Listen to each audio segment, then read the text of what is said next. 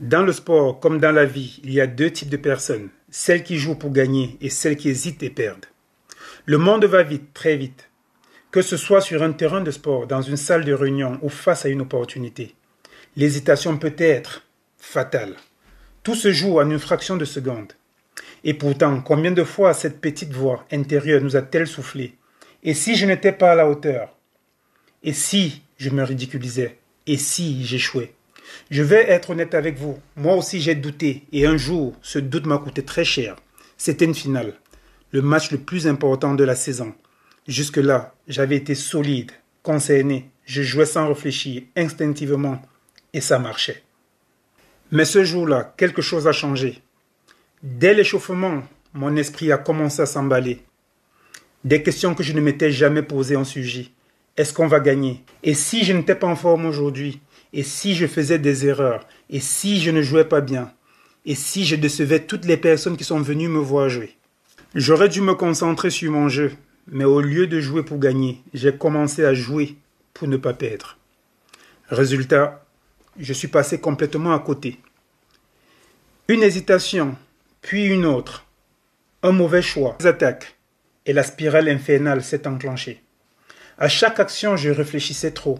J'étais dans ma tête et plus dans le jeu. Une fois que vous êtes dans votre tête plutôt que sur le terrain, c'est terminé. Ce n'était pas un manque de talent ou de préparation, c'était le doute. Un doute qui a sapé ma confiance, ralenti mes gestes et fait de moi mon pire ennemi. Le pire avec le doute, c'est qu'il ne se présente pas comme un problème. Il se déguise en logique. Il nous fait croire qu'on est simplement en train d'analyser, d'anticiper, mais en réalité, il nous paralyse. Quand on commence à douter, on joue avec la tête et plus avec le corps. En sport, c'est un désastre. L'exécution doit être instinctive, fluide, naturelle. Un joueur qui réfléchit trop devient plus lent, moins précis, moins confiant. Dans la vie, c'est exactement la même chose. Prenez une personne brillante en privé qui, en réunion, commence à se poser trop de questions avant de parler.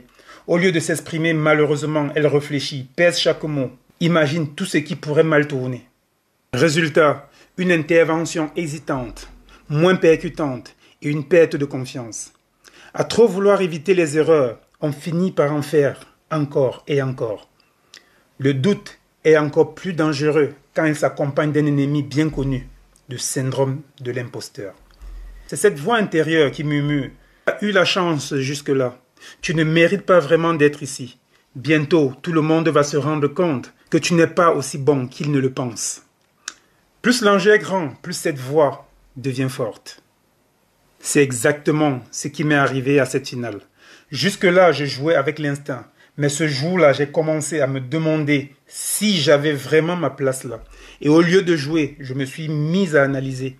Dans le monde du travail, c'est pareil. Combien de personnes ultra compétentes doutent d'elles-mêmes à l'instant où elles obtiennent une promotion?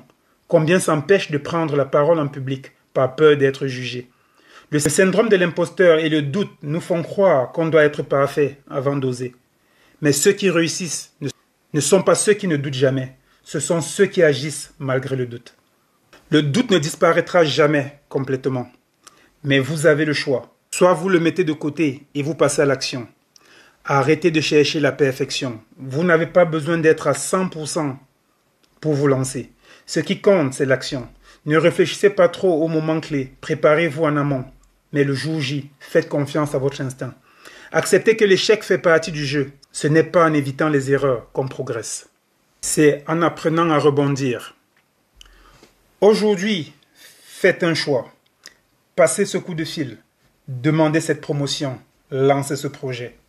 Parce qu'au bout du compte, le succès appartient à ceux qui agissent, pas à ceux qui doutent. Sauvegarde ce poste pour les jours où ton mental flanche.